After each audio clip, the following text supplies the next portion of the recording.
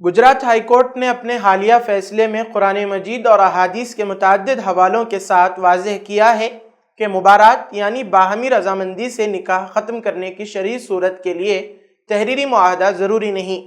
عدالت نے کہا کہ مسلم پرسنل لا اور رائج فقہی و عرفی طریقوں کے مطابق اگر میاں بیوی زبانی طور پر علیحدگی پر متفق ہو جائیں تو یہ نکاح فسخ اور نافذ العمل ہوگا۔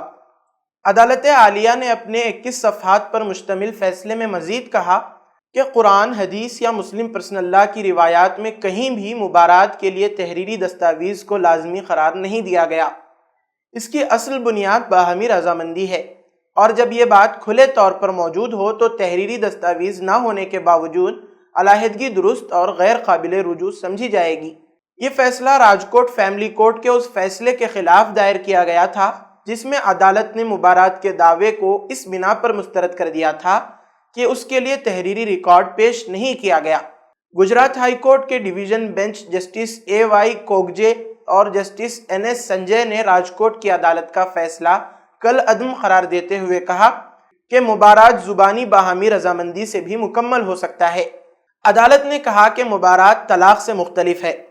طلاق عموماً شوہر کی جانب سے دی جاتی ہے اور قابل رجوع ہوتی ہے، لیکن مبارات میں جدائی دونوں فریقین کی خواہش پر ہوتی ہے اور ایک بار طے ہو جانے کے بعد یہ غیر قابل رجوع ہے۔ مبارات کا مطلب ہے ایک دوسرے سے خلاصی پانا۔ اس میں جدائی کی پیشکش شوہر یا بیوی دونوں میں سے کوئی بھی کر سکتا ہے اور دوسری طرف سے قبول ہو جانے پر نکاح منقطع ہو جاتا ہے۔ عدالت نے واضح کیا کہ مسلم پرسنل لا یعنی شریعت اپلیکیشن ایکٹ 1937 کی دفعہ 2 میں مبارات کو واضح طور پر باہمی علیحدگی کی ایک جائز صورت قرار دیا گیا ہے۔ عدالت نے کہا کہ مبارات خلا سے بھی مختلف ہے کیونکہ خلا عورت کی طرف سے طلب کیا جاتا ہے جبکہ مبارات دونوں کی طرف سے باہمی طور پر کیا جاتا ہے۔ عدالت نے اپنے فیصلے میں سورہ نساء کی ان آیات کا حوالہ دیا جن میں میاں بیوی کے تعلقات میں صلح و جدائی کے اصول بیان ہوئے ہیں۔ سورہ نساء آیت نمبر 128 میں فرمایا گیا، اور اگر کسی عورت کو اپنے شوہر سے بدسلوکی یا بے رخی کا اندیشہ ہو تو دونوں کے درمیان صلح کر لینا کوئی مضائقہ نہیں، اور صلح بہرحال بہتر ہے۔ سورہ نساء آیت نمبر 129 میں فرمایا گیا، تم بیویوں کے درمیان مکمل عدل نہیں کر سکتے خواہ کتنی ہی کوشش کرو، لیکن اگر تم اصلاح کر لو اور تقوی اختیار کرو تو اللہ بخشنے والا مہربان ہے۔ سورہ نساء آیت نمبر 130 میں فرمایا گیا، اور اگر دونوں ایک دوسرے سے جدا ہو جائیں تو اللہ اپنی وسعت سے ہر ایک کو بے نیاز کر دے گا، اور اللہ بڑی وسعت والا اور حکمت والا ہے۔ عدالت نے نہ صرف مذکورہ فیصلے کو کالعدم قرار دیا بلکہ ہدایت دی کہ فیملی کورٹ اس مقدمے کی دوبارہ سماعت کرے اور 3 ماہ کے اندر اندر کارروائی مکمل کرے۔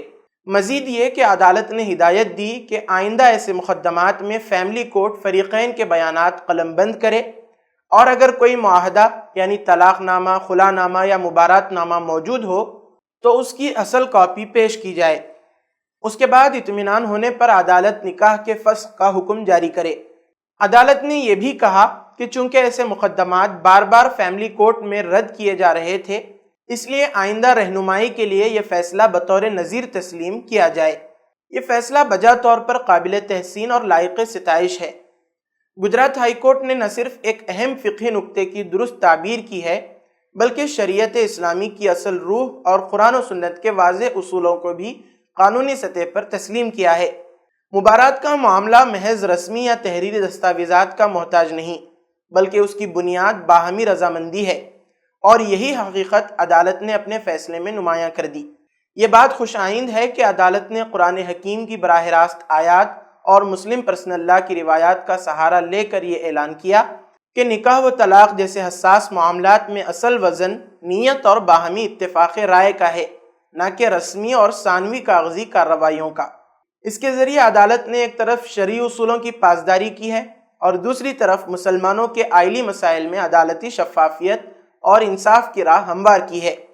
یقیناً یہ فیصلہ نہ صرف مسلمانوں کے دینی و آئلی حقوق کے تحفظ میں ایک مثبت پیش رفت ہے بلکہ آئندہ ایسے مقدمات کے لیے بھی ایک واضح اور روشن نظیر فراہم کرتا ہے۔